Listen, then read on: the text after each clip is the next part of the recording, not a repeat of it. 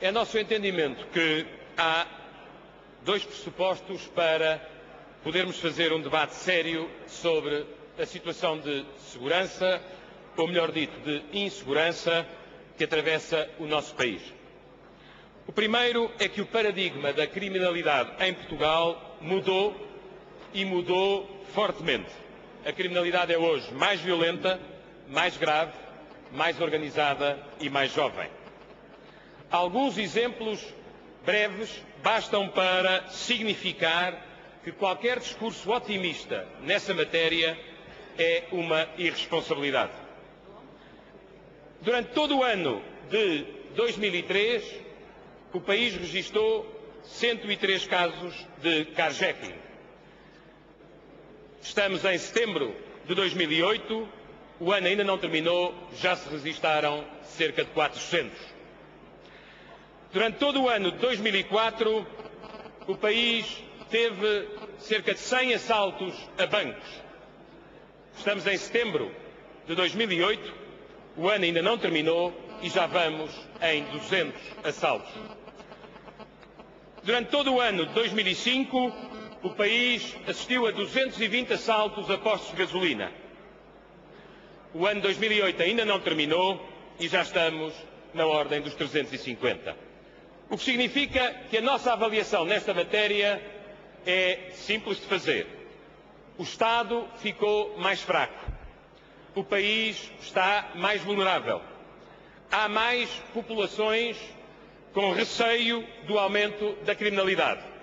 E boa parte das soluções antigas estão obsoletas. Perante isto, é dever refletir e, se necessário, evoluir. Mas Vossa Excelência, Sr. Primeiro-Ministro, nesta matéria parece que não lê, parece que não vê, parece que não ouve e seguramente não fala. Não se admire, portanto, que o país não o ache confiável em matéria de segurança.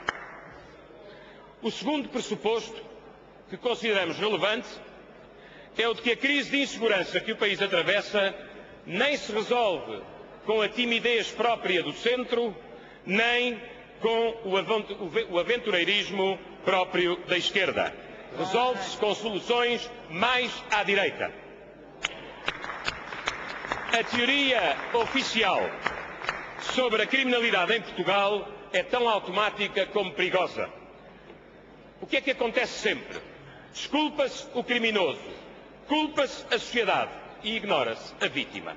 Sr. Primeiro-Ministro, quem comete um crime tem de ter castigo por esse crime. A sociedade não é em abstrato responsável pela delinquência em concreto.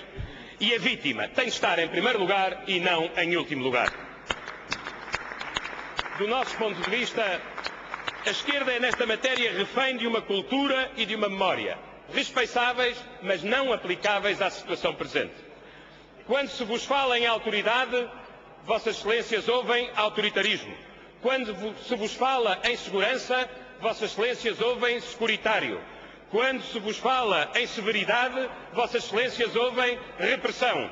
Quando se vos fala em polícia, Vossas Excelências ouvem polícia política. Nada disto serve à resolução dos problemas de segurança que o país atravessa. E ao centro, Sr. Primeiro-Ministro, prevalece uma cultura que, aliás, deu origem ao chamado Pacto de Justiça. Muita compreensão com o delinquente, muita condescendência com o reincidente, muita garantia para o criminoso e baixíssima eficácia na única coisa que verdadeiramente interessa, que é o combate à criminalidade. Para mudar alguma coisa nesta matéria em Portugal é preciso uma ruptura. Uma ruptura democrática, uma ruptura consciente. Já não somos um país de grandes costumes. Por isso mesmo, não podemos continuar a ser um país com leis brandas.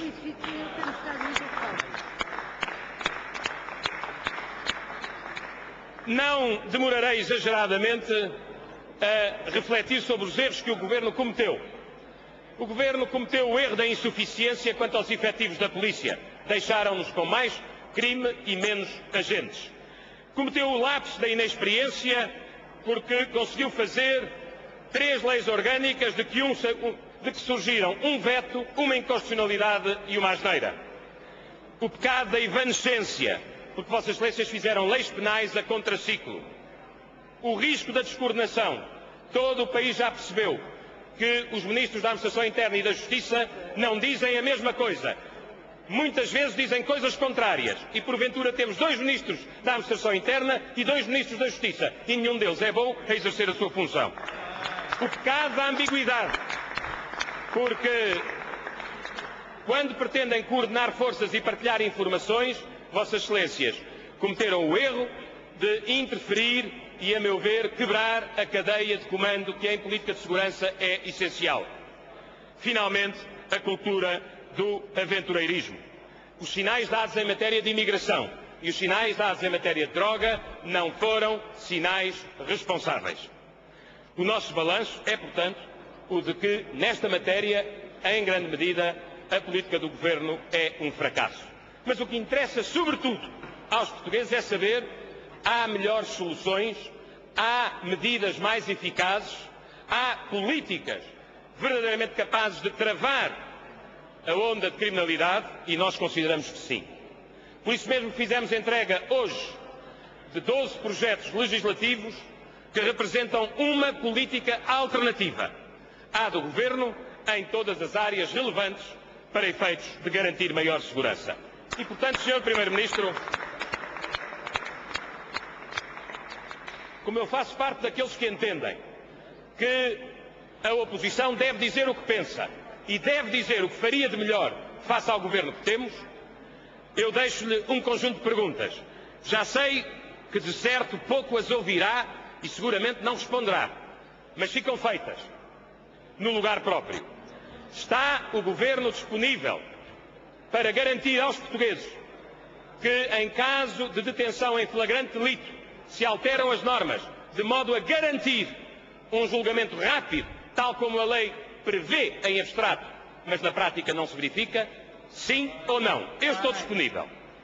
Está o Governo disponível para evitar que haja liberdade condicional, nos termos em que ela atualmente existe, em crimes especialmente violentos?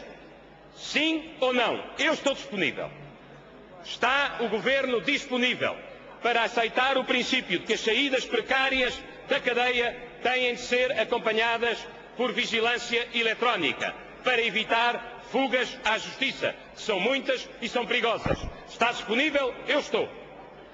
Está o Governo disponível para consagrar um verdadeiro estatuto da vítima, que lhe dê mais direitos de informação, de intervenção e de apoio? Nós estamos. Está o Governo disponível para, na área da imigração e da nacionalidade, encarar as coisas como elas devem ser encaradas, com realismo, e aceitar as seguintes medidas? Sr. Primeiro-Ministro, está disposto a que o facto de um candidato à nacionalidade portuguesa cometer um crime seja fundamento de oposição à concessão dessa mesma nacionalidade? Sim ou não? Nós estamos. Está o Governo disponível para que, quando um candidato à nacionalidade portuguesa comete um crime, ou é constituído arguido num processo de crime, para ser mais exato, o processo de aquisição da nacionalidade seja suspenso? Sim ou não? Nós estamos disponíveis. O Governo está disponível para exigir uma garantia de subsistência a quem pretenda a aquisição da nacionalidade portuguesa? Sim ou não? Nós estamos disponíveis. Em relação à imigração, está o Governo disponível para acompanhar o ato administrativo que é o visto de um contrato celebrado entre o Estado português e o candidato à imigração, em que este se compromete a respeitar integralmente as leis portuguesas, e que essa é a base do contrato de confiança entre Portugal e aqueles que o procuram legitimamente para poder viver melhor? Nós estamos disponíveis, como já fez a França, como já fez o Reino Unido, como já fez a Holanda, como se prepara para fazer a Espanha. Está o Governo disponível? Nós estamos. Está o Governo disponível, Sr. Primeiro-Ministro, para, no próximo Orçamento de Estado, não repetir o erro cometido em 2007 de não admitir efetivos para a polícia? E, Sr. Primeiro-Ministro, já só falta um debate antes do Orçamento. Se não houver inscrição de verba para a admissão de agentes para a PSP, militares para a GNR e investigadores para a Polícia Judiciária, o senhor terá no próximo ano o mesmo erro e as suas consequências que já cometeu no ano passado. É que vão sair polícias no final deste ano e sairão no final do próximo ano. E se não prever a admissão de uns e de outros, o senhor terá um déficit de policiamento ainda maior. Finalmente, Sr. Primeiro-Ministro, aceita modificar a lei de uma forma clara, que sirva de interpretação para toda a gente, segundo a qual a videovigilância, nos termos legalmente autorizados, faz prova em tribunal, é que há tribunais que acham que não faz. Sr. Primeiro-Ministro, está disponível para aceitar o princípio de que se uma pessoa cometer um crime a partir de um certo nível de gravidade e receber o rendimento social de inserção, o facto de ser condenado significa o fim dessa prestação social. Sr. Primeiro-Ministro, são ideias como estas e muitas outras que constam de um plano de segurança para garantir um maior e mais eficaz combate à criminalidade. Um plano certamente com medidas duras e algumas polémicas, mas certamente mais eficaz do que um governo que até agora, em matéria de lei e ordem, falhou na lei e falhou na ordem.